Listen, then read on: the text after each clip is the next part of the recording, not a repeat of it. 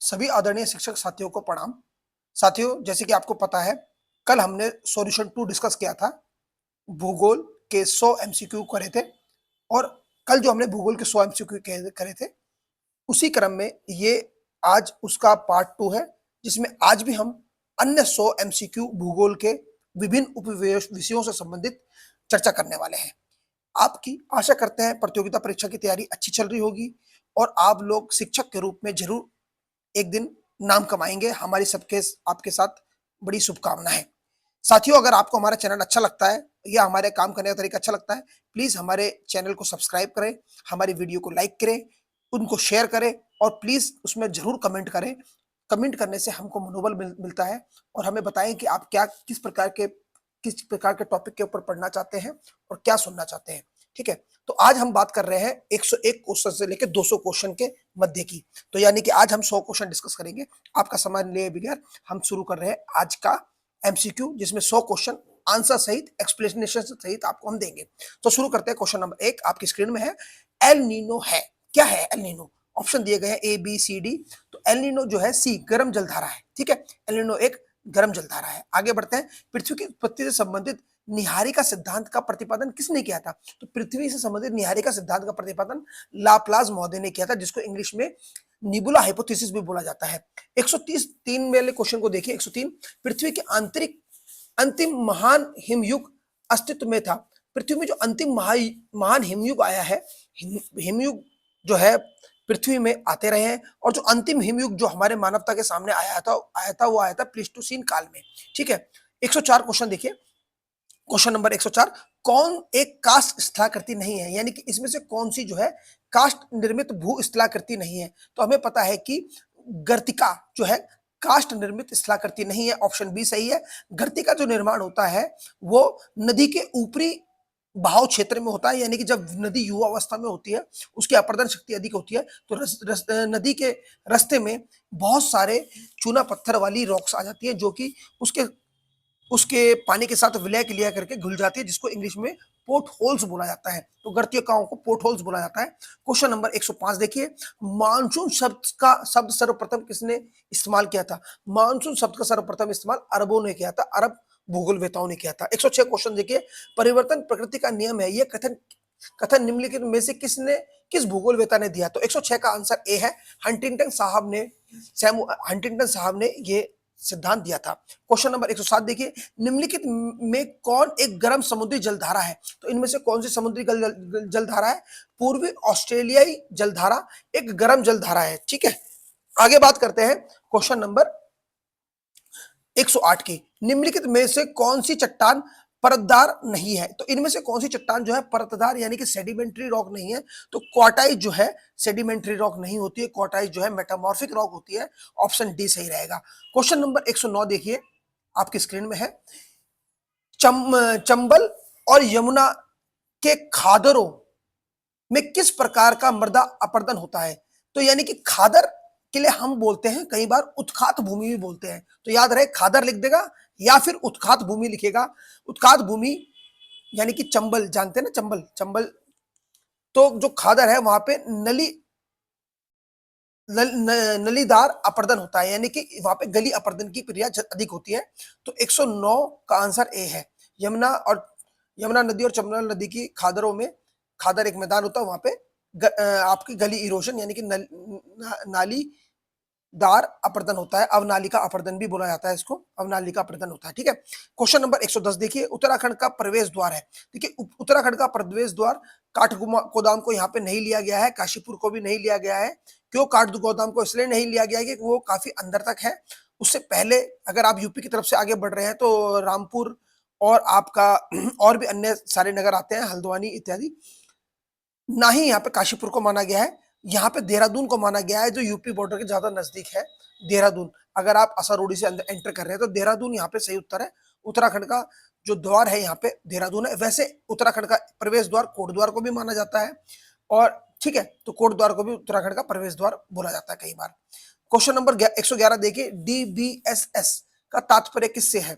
डीबीएसएस का जो तात्पर्य है वो है आंकड़ा आधारित प्रबंधन प्रणाली, यानी कि डाटाबेस मैनेजमेंट सिस्टम से है। ठीक है, 111 का है बी।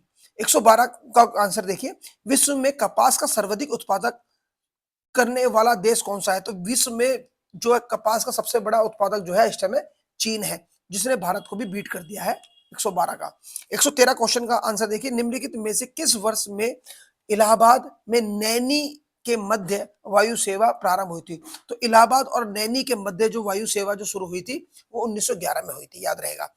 114वां क्वेश्चन देखिए, निम्नलिखित में से किस एक में जनसंख्या घनत्व तो अधिक है? तो यहाँ पे से किस देश में सबसे ज्यादा जनसंख्या घनत्व है? तिब्बत में जनसंख्या घनत्व नहीं है, तुर्किस्तान में भी नहीं है, साइबेरिया में भी नहीं है, तो वियतनाम जो है साउथ ईस्ट एशिया का जो एक देश है जहां पे सबसे अधिक जनसंख्या घनत्व पाया जाता है। 115 नंबर क्वेश्चन देखिए, निम्नलिखित में से कौन एक जीआईएस मॉडलिंग का परिणाम नहीं है? तो देखिए, जीआईएस मॉडलिंग के अंदर कई प्रकार की मॉडलिंग है, जिसमें बाइनरी मॉडलिंग है, इंडेक्स मॉडलिंग है, प्रतिमान मॉडलिंग है। डी इसका ऑप्शन है, प्रतिष्ठित प्रतिरूप। ये कोई मॉडलिंग का प्रकार नहीं होता है, तो ऑप्शन डी सही है यहाँ पे, ठीक है। क्वेश्चन नंबर 116 देखिए, क्वेश्चन नंबर 116,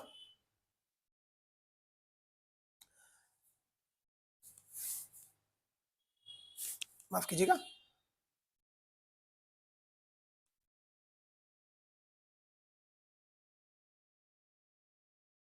भूगोल की निम्नलिखित परिभाषा किसने दी है? भूगोल स्थानिक संगठन का अध्ययन है जो प्रतिरूपों एवं प्रक्रियाओं के रूप में व्यक्त होता है। तो हमें पता है कि जो भूगोल जो है से ये जो डेफिनेशन जो है टफे साहब ने प्रतिपादित की थी, ठीक है। 117वां क्वेश्चन देखिए, भूगोल विषय में सर्वप्रथम भू ईश्वरत्व शब्द को किसने समावेश किया था? तो भू ईश्वरत्व जो शब्द है भूगोल में जॉन किर्टलैंड राइट द्वारा प्रतिपादित किया था, जॉन किर्टलैंड राइट द्वारा, ठीक है। 118वां क्वेश्चन देखिए, कौन एक कथन गलत है? इनमें से कौन सा कथन गलत है? तो ऑप्शन बी देखिए, मध्य मंडल की मोटाई समताप मंडल से कम है। देखिए, क्षोभ मंडल में सामान्यतः वायु तापक्रम ऊंचाई के साथ कम होता जाता है, ये बिल्कुल सही बात है। ज्वालामुखी उष्ण हो जाने का मुख्य कारण कार्बन डाइऑक्साइड है, ये भी ठीक है। मृदा तथा जल में मध्य प्रकाश का प्रसारण भिन्न होता है, बिल्कुल सही है। ऑप्शन 118 का बी सही है, ठीक है। 119वां क्वेश्चन देखिए, जनसंख्या की दृष्टि से उत्तराखंड राज्य का सबसे छोटा जनपद है रुद्रप्रयाग, आपको पता ही है। 120वां क्वेश्चन देखिए, निम्नलिखित में कौन एक राज्य बॉक्साइट का उत्पादन नहीं करता है? तो उत्तराखंड जो है राज्य बॉक्साइट का उत्पादन नहीं करता है। 121वां क्वेश्चन, निम्नलिखित में से कौन एक भौतिक भूगोल की शाखा है? तो देखिए, भौतिक भूगोल की जो शाखा इनमें से कोई सी भी नहीं है, ठीक है। मृदा भूगोल जो है वो भूगोल की शाखा तो हो सकती है, पर भौतिक भूगोल की शाखा नहीं है।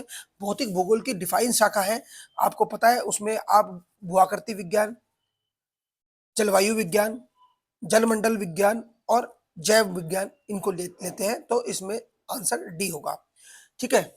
जोजिला, जोजिला दर्रा जोड़ता है श्रीनगर से जम्मू को, बी श्रीनगर से बारामूला को, सी श्रीनगर से लेह को। तो याद रहे ऑप्शन सी है, श्रीनगर से लेह को जोजिला दर्रा जोड़ता है। अब देखिए 123, ड्यूरंड रेखा सीमांकित है। देखिए, ड्यूरंड रेखा जो है वो किसको विभाजित करती है? अंग्रेज भारत अब पाकिस्तान एवं अफगानिस्तान के मध्य, यानी कि ड्यूरंड रेखा जो है एक इंटरनेशनल बाउंड्री है जो अफगानिस्तान और पाकिस्तान को एक दूसरे से अलग कर देती है। तो यहाँ पे ऑप्शन डी ठीक रहेगा। 124वां क्वेश्चन देखिए, निम्नलिखित में से कौन दक्कन लावा ट्रैम्प के अंतर्गत आता है? तो देखिए, इनमें से कौन सा जो राज्य ऐसा है जो दक्कन लावा ट्रैम्प के अंदर आता है? तो ऑप्शन सी सही रहेगा, आंध्र प्रदेश और तमिलनाडु जो है दक्कन लावा ट्रैम्प के अंदर आता है। गुजरात, महाराष्ट्र और मध्य प्रदेश इसमें नहीं आ रहा है।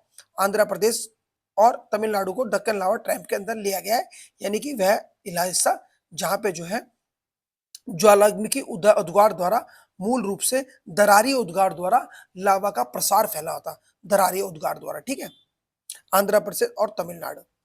अब देखिए आगे 125वां देखिए, निम्नलिखित में से किस एक भूगर्भिक युग में वैगनर के महाद्वीपीय प्रवाह सिद्धांत में पेंजिया का विभाजन प्रारंभ हुआ था? तो आप देखिए, वैगनर का जो अगर हम सिद्धांत पढ़ा होगा, महाद्वीपीय विस्थापन सिद्धांत, उसमें कार्बोनिफेरस युग में माना गया है कि पैंजिया का विघटन शुरू हो गया था। और पैंजिया, उनको आपको पता है कि पैंजिया जो चारों तरफ से पेंथालोस सागर से जुड़ा था, जब पैंजिया का कार्बोनिफेरस युग में विभाजन हुआ तो उसके उत्तर में अंगारा लैंड था और दक्षिण में गोंडवाना लैंड था और मध्य में उथला सागर था जिसको तैथिस सागर बोला जाता है, जिसके अंदर बलन पड़ने से ही हिमालय पर्वत की उत्पत्ति हुई है। ठीक है, तो 125वें का आंसर आपको मैं दे चुका हूं।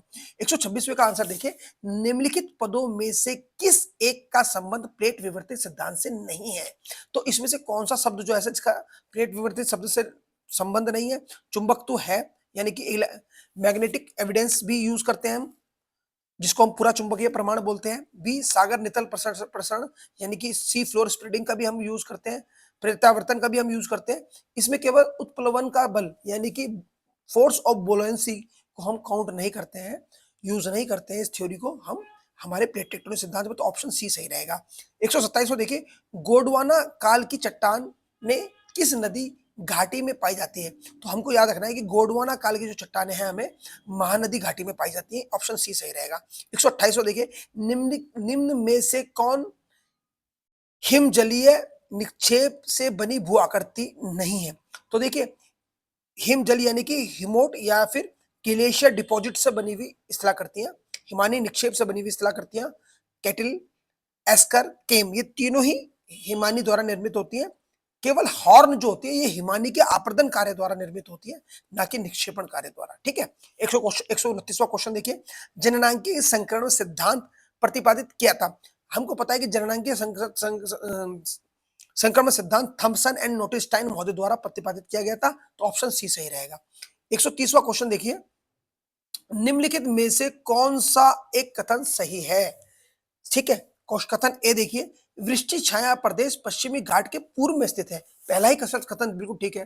तो पश्चिमी घाट के जो पूर्व का जो हिस्सा है वो वृष्टि छाया क्षेत्र है। ठीक है, वृष्टि छाया क्षेत्र बोलते हैं उसको, जो जबकि वृष्टि छाया प्रदेश पश्चिम घाट के पश्चिम में, ये गलत है। बाकी तीनों ऑप्शन गलत है। तो ज्यादा डिटेल में ना जाके आप ये देख लीजिए, ये जान लीजिए कि भारत का जो वृष्टि छाया क्षेत्र है वो पश्चिमी घाट के पूरब में स्थित है। ठीक है, 131वां क्वेश्चन देखिए, कौन सा देश यूरेनियम का प्रमुख उत्पादक है? तो आपको याद रखना है कि यूरेनियम का दुनिया का सबसे प्रमुख उत्पादक देश जो है कनाडा है। ठीक है, कनाडा जो है विश्व में सबसे बड़ा जो है यूरेनियम का उत्पादक है।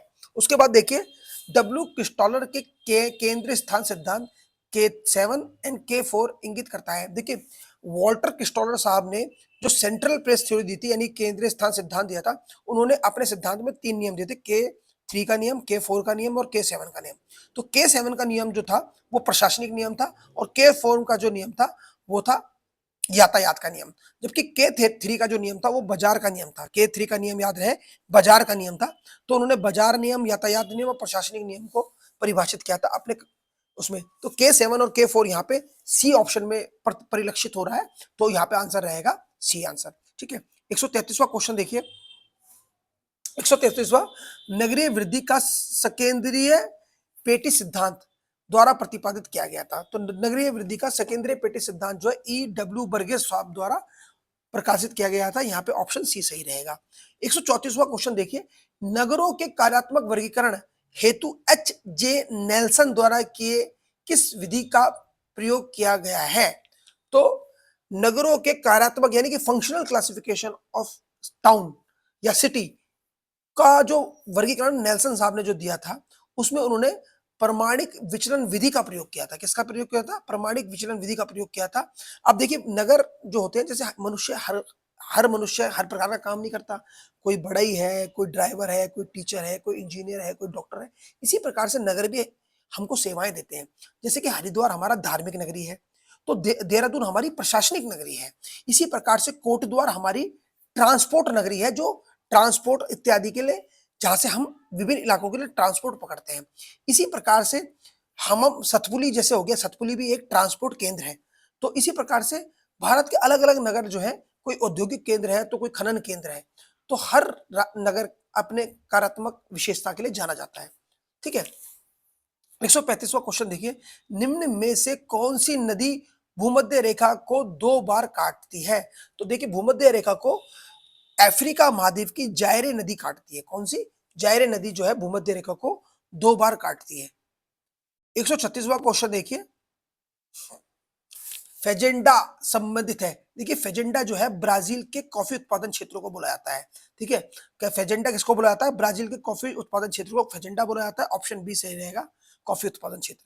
137 देखिए, भारत निम्नलिखित देशों में से किसके साथ सबसे लंबी सीमा रेखा बनाता है? तो भारत बांग्लादेश के साथ सबसे लंबी सीमा रेखा बनाता है। ठीक है, क्वेश्चन नंबर 138 देखिए, जैरोफाइट्स जैव समुदाय उस वर्ग की वनस्पति को प्रतिनिधित्व करता है जो पाई जाती है। देखिए जैरोफाइट जो वनस्पति है वो अर्धशुष्क, स्टेपी एवं उष्ण मरुस्थलों में पाई जाती है। तो उष्ण मरुस्थल या फिर अर्धशुष्क इलाके जो एरिड जोन होते हैं, यहाँ पे जो वनस्पति पाई जाती है उसको जेरोफाइट्स बोला जाता है। ठीक है, तो 138वें का आंसर बी है।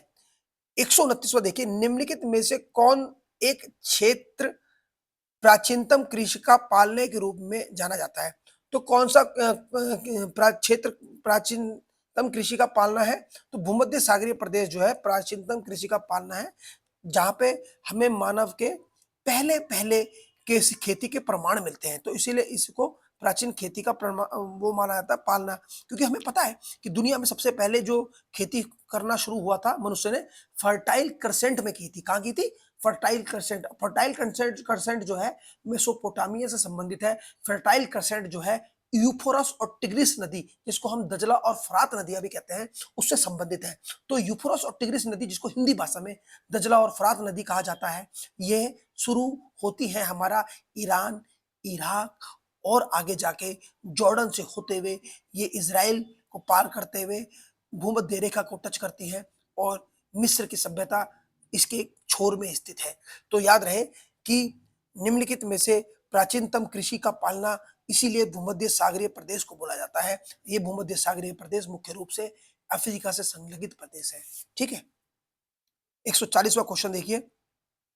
140वां क्वेश्चन, निम्नलिखित में से कौन एक ग्रामीण नगरीय प्रवास हेतु प्रत्याकर्षक कारक है? तो प्रत्याकर्षक कारक क्या होता है? पुश फैक्टर को बोलते हैं प्रत्याकर्षक कारक। इनमें से कोई भी पुश फैक्टर नहीं है। ठीक है, तो डी ऑप्शन सही रहेगा। 141वां देख ले, भूगोल पृथ्वी तल का क्षेत्रीय वर्णीय विज्ञान है, किसका कथन है? यह जो कथन था, यानी कि ज्योग्राफी इज ए कोरोलॉजिकल साइंस, तो एल्फ्रेड हैटनर द्वारा यह प्रतिपादित किया गया था। ठीक है, 142वां क्वेश्चन देखिए, विश्व में दूसरा सबसे बड़ा मानव जनसमूह क्षेत्र कहां पर है? तो देखिए विश्व के सबसे बड़े मानव जनसमूह क्षेत्र कौन कौन से हैं? दुनिया का सबसे बड़ा मानव जनसमूह क्षेत्र है मानसूनी एशिया। मानसूनी एशिया जो है, याद रहे, मानसूनी एशिया के अंदर 3 जनसंख्या क्षेत्र हैं। सबसे पहला है साउथ एशिया, जिसके अंदर भारत और भारत के साथ लगी 7 कंट्री हैं, इसमें अफगानिस्तान भी सम्मिलित है। दूसरा है साउथ ईस्ट एशिया, जिसमें इंडोनेशिया, म्यांमार, जो सारे जो कंट्री हैं, वियतनाम वाला आ गया। तीसरा है ईस्ट एशिया, इसके अंदर जापान, उत्तर कोरिया, दक्षिण कोरिया, हमारा चाइना और ताइवान आ जाता है। तो पहला जो सबसे बड़ा समूह है मानसूनी एशिया है, विश्व का सबसे बड़ा जनसमूह है, जहाँ पे विश्व की लगभग 50 से 55% जनसंख्या रहती है। दूसरा विशाल जनसमूह जो मानव समुदाय का है वो है पश्चिमी यूरोप। ठीक है, और तीसरा सबसे बड़ा जो मानव समुदाय का जनसमूह है वो है हमारा उत्तरी पूर्वी अमेरिका या उत्तरी पूर्वी एंग्लो अमेरिका, जिसको भी लिखा गया है यहाँ पे, जिसके अंदर अमेरिका और कनाडा, न्यूयॉर्क वाला हिस्सा शामिल है। ठीक है, तो 143 यहाँ पे याद है। 142वें का आंसर जो है दूसरा सबसे बड़ा आएगा, पश्चिमी यूरोप आएगा। ठीक है, पश्चिम एशिया मत लिखना। 143वां देखिए, संसाधन होते नहीं बनाए जाते हैं, ये कथन किसने दिया? ये कथन जिम्मरमैन साहब ने दिया था। आंसर ए सही है। 144वां देखिए, क्वेश्चन नंबर 144, किसने कहा था वर्तमान भूतल की कुंजी है? तो ये जो वर्तमान भूतल की जो कुंजी है, ये जियोमॉर्फोलॉजी के कॉन्टेक्स्ट में, जियोलॉजी के कॉन्टेक्स्ट में यूज किया था। जेम्स हटन साहब ने दिया था, जिन्होंने थ्योरी ऑफ यूनिफॉर्मिटेरिज्म दी थी, जेम्स हटन साहब ने। 144 आंसर इसका रहेगा। अब देखिए 145, निम्नलिखित में से कौन सी परिकल्पना हॉयल एंड लिटिलटन द्वारा प्रतिपादित की गई थी? हॉयल और लिटिलटन द्वारा जो है नोवा परिकल्पना प्रतिपादित की गई थी, जो सौरमंडल की उत्पत्ति को समझाती है। क्वेश्चन नंबर 146 देखिए, प्रायद्वीपीय भारत का सर्वोच्च बिंदु है। प्रायद्वीपीय भारत का सर्वोच्च बिंदु अनाई मुड्डी है, ऑप्शन बी सही रहेगा।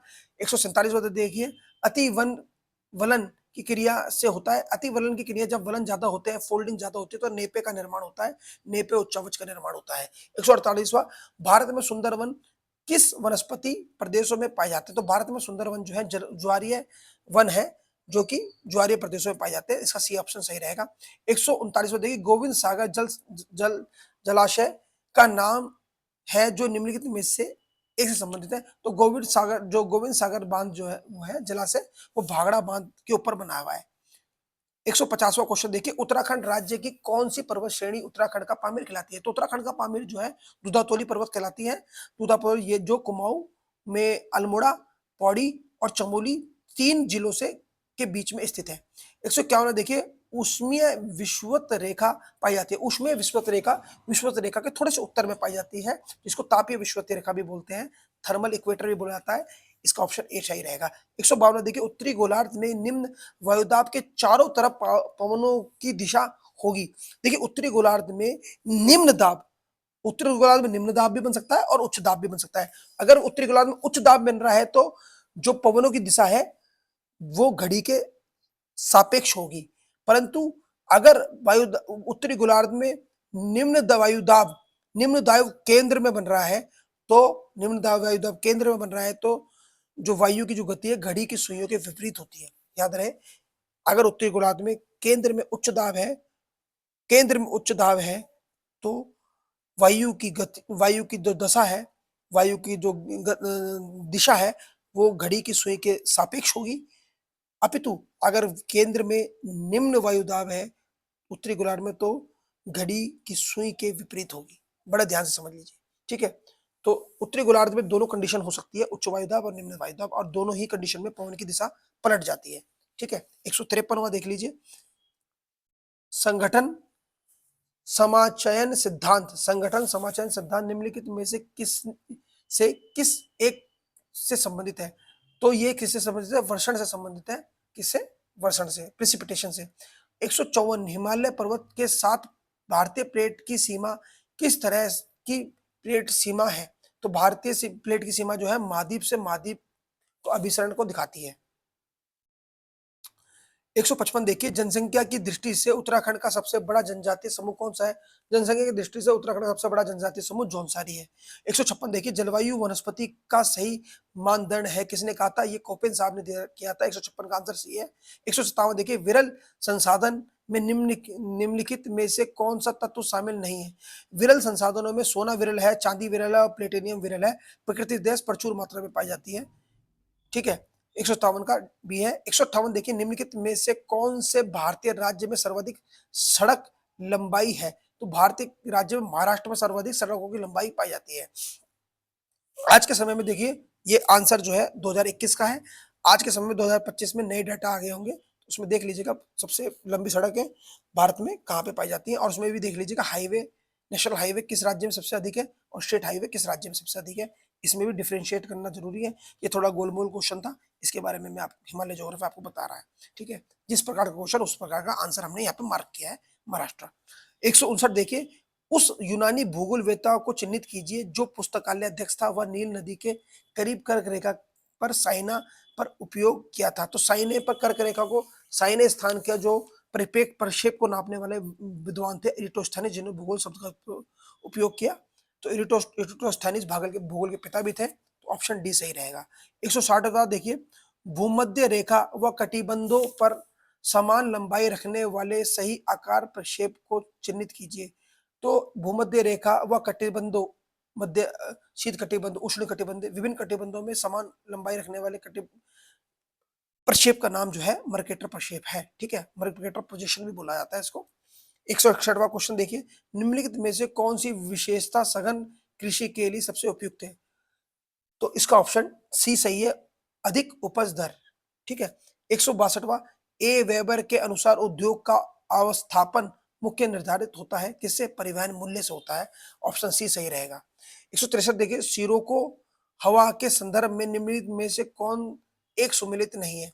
तो देखिए, खमसिन मिस्र में पाई जाती है, चिली ट्यूनीशिया में पाई जाती है, गिबली लीबिया में पाई जाती है, चिनूक दक्षिण अफ्रीका में नहीं पाई जाती। चिनूक जो है रॉकीज पर्वत, उत्तरी अमेरिका के रॉकीज पर्वत के पूर्वी ढालों में पाई जाती है चिनूक, ठीक है। 163वें का आंसर। 164वें का आंसर देखिए, सुनामी तरंगों की उत्पत्ति होती है, भूकंप से होती है सुनामी तरंगों की उत्पत्ति। ऑप्शन बी सही है। 165वां, निम्नलिखित में से कौन एक भारत का प्रमुख कोयला क्षेत्र है? तो भारत का सबसे प्रमुख कोयला क्षेत्र नहीं है इसमें, कौन सा है? तो रानीगंज भारत का प्रमुख कोयला क्षेत्र है। झरिया भारत का प्रमुख कोयला क्षेत्र है, बोकारो कोयला क्षेत्र है। केवल कोडरमल भारत का प्रमुख कोयला क्षेत्रों में से नहीं है। 166वां क्वेश्चन देखिए, पेडीमेंट किस क्षेत्र में पाए जाते हैं? तो पेडीमेंट जो है, पेडीमेंट, बजादा, बोलशोन, ये सब है मरुस्थलीय भूस्थलाकृतियां हैं। क्या है? मरुस्थलीय भूस्थलाकृतियां हैं। डी ऑप्शन सही रहेगा। 67 देखिए, कोपेन के विश्व जलवायु वर्गीकरण वर्गीकरण में मध्य गंगा मैदान की जलवायु प्रदर्शित की गई है। मध्य गंगा जलवायु उसकी CWG द्वारा प्रदर्शित की गई है। ऑप्शन डी सही रहेगा। 108वां देखिए, गोंडवाना काल की चट्टानें किस नदी घाटी में पाई जाती है? ये क्वेश्चन रिपीट हो गया है, महानदी में पाई जाती है। 159वां देखिए, निम्नलिखित में से कौन सा एक भारत का सर्वाधिक प्राचीन पर्वत है? तो देखिए, भारत का सबसे प्राचीन पर्वत कौन सा? अरावली। इसको देख के बहुत सारे विवाद भी हो गए हैं, केंद्र सरकार को अपने पांव वापस खींचने पड़े हैं। सुप्रीम कोर्ट ने नई डेफिनेशन एक्सेप्ट की गई थी, की जो कि गलत था, और लोगों ने उसको विरोध किया, जैन ने उसका विरोध किया, गवर्नमेंट को पांव खींचने लग गए, खींचने पड़े वापस। ठीक है, अरावली पर्वत भारत की सबसे प्राचीनतम पर्वत श्रृंखला ही नहीं, विश्व की सबसे प्राचीनतम पर्वत श्रृंखलाओं में से एक है। 170वां, निम्नलिखित युग्मों में से कौन सा एक सुमेलित नहीं है? देखिए, जलोढ़ उत्तर प्रदेश में पाई जाती है, रेगड़ महाराष्ट्र में पाई जाती है, बिल्कुल ठीक है। लाल और पीली मिट्टी छत्तीसगढ़ में पाई जाती है, पर तो लेटराइट मिट्टी पंजाब में नहीं पाई जाती। पंजाब में भी जलोढ़ मिट्टी पाई जाती है। लेटराइट मिट्टी जो है हमारे हमारे पश्चिमी घाट के जो तटवर्ती इलाके हैं, जैसे कि केरला, कर्नाटक का तटवर्ती इलाका, गोवा इत्यादि, जो पश्चिमी घाट अधिक वर्षा वाला क्षेत्र है, वहां पे लेटराइट मिट्टी पाई जाती है। 170 का आंसर जो है डी यहाँ पे सही हो गया है। 171 देखिए, दक्षिण गंगोत्री कहाँ स्थित है? देख, दक्षिण गंगोत्री भारत का एक रिसर्च स्टेशन है, यानी कि शोध स्टेशन है, जो कि दक्षिणी गोलार्ध यानी कि अंटार्कटिका में स्थित है। ऑप्शन डी सही है। 172 देखिए, निम्नलिखित पदों में से किस एक का संबंध प्लेट विवर्ती सिद्धांत से नहीं है? तो आपको इसमें क्वेश्चन दोबारा रिपीट हो गया है। उत्प्लावन बल, सी सही है। 173वां देखिए, निम्नलिखित में से कौन सा एक भारत का सर्वाधिक चाय उत्पादक क्षेत्र है? तो भारत का सबसे बड़ा चाय उत्पादक क्षेत्र असम है, ए सही है। 174वां देखिए, निम्नलिखित में से किस राज्य में भारत की जनगणना 2011 के अनुसार लिंग अनुपात न्यूनतम था? तो हमें पता है कि 2011 की जनगणना के अनुसार सबसे कम न्यूनतम न्यून लिंग अनुपात हरियाणा में दर्ज किया गया था, उसके बाद पंजाब का नंबर था। 175वां देखिए, भारत के बृहत्तम विंड फार्म स्थित है। भारत में सबसे बड़े विंड फार्म यानी कि विंड फार्म कहाँ पे है? तमिलनाडु में है। ठीक है, भारत का सबसे बड़ा विंड फार्म कहाँ पे है? तमिलनाडु में स्थित है। 176वां देखिए, निम्नलिखित में से भारत की कौन एक औद्योगिक प्रदेश जूट उत्पादन के लिए प्रसिद्ध है? तो भारत का जो जूट उत्पादन क्षेत्र है, जो बंगाल के आसपास प्रसिद्ध है, तो हुगली औद्योगिक प्रदेश जो है इसका सही आंसर है, डी है। ठीक है, 177वां देखिए, भारत के दक्षिणी पूर्वी तट में शीतकालीन वर्षा होती है। भारत के दक्षिणी पूर्वी तट यानी कि तमिलनाडु और उसके आसपास का जो इलाका है, वहां पे शीतकालीन वर्षा जो होती है लौटते हुए मानसून से होती है, जिसको हम रिट्रीटिंग मानसून भी कहते हैं। Retreating monsoon. ठीक है, 178वां देखिए, भारत में प्रोजेक्ट टाइगर का प्रारंभ कब हुआ? भारत में जो प्रोजेक्ट टाइगर है, जिसके तहत भारत में विभिन्न टाइगर स्पीसीज यानी कि बाघ की प्रजातियों को बचाने के लिए संरक्षित आरक्षित वन खोले गए, वो 1973 में शुरू हुआ था। उत्तराखंड में भी प्रोजेक्ट टाइगर चल रहा है, रामनगर के आसपास आप देखिए जिम कॉर्बेट में प्रोजेक्ट टाइगर स्थली है। 179वां क्वेश्चन देखिए, निम्नलिखित शैल तंत्रों में कौन भारत के कोयला निक्षेप का मुख्य स्रोत है? तो भारत में सबसे ज्यादा कोयला निक्षेप कहाँ पाया जाता है? गोंडवाना क्रम की चट्टानों में सबसे ज्यादा कोयला पाया जाता है। ऑप्शन बी सही है। निम्नलिखित में से कौन एक मृदा से संबंधित नहीं है?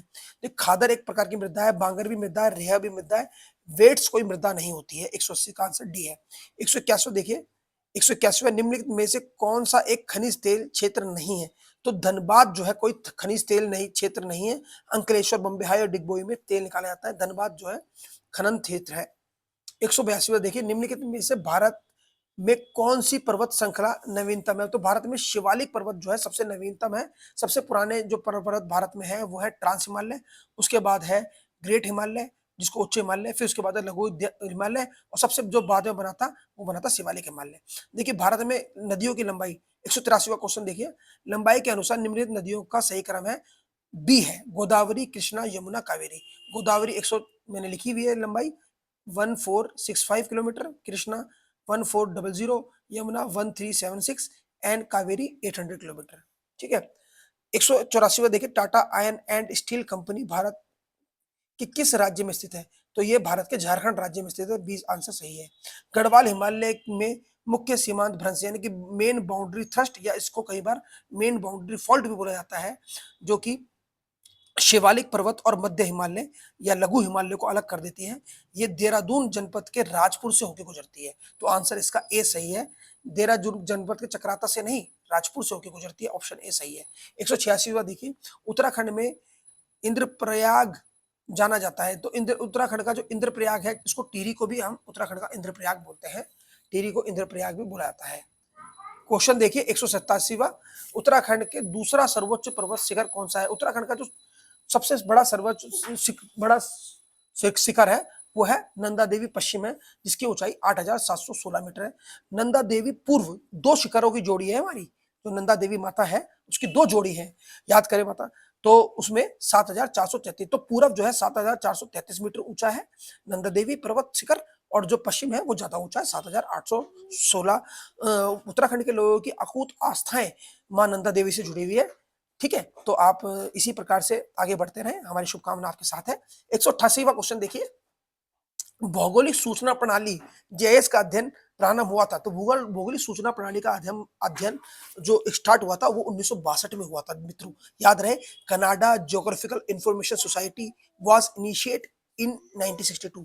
तो कनाडा ज्योग्राफिकल इंफॉर्मेशन सोसाइटी द्वारा ही इसको 1962 में जीआईएस रिमोट सेंसिंग का प्रयोग शुरू हुआ था, जीआईएस का प्रयोग शुरू हुआ था।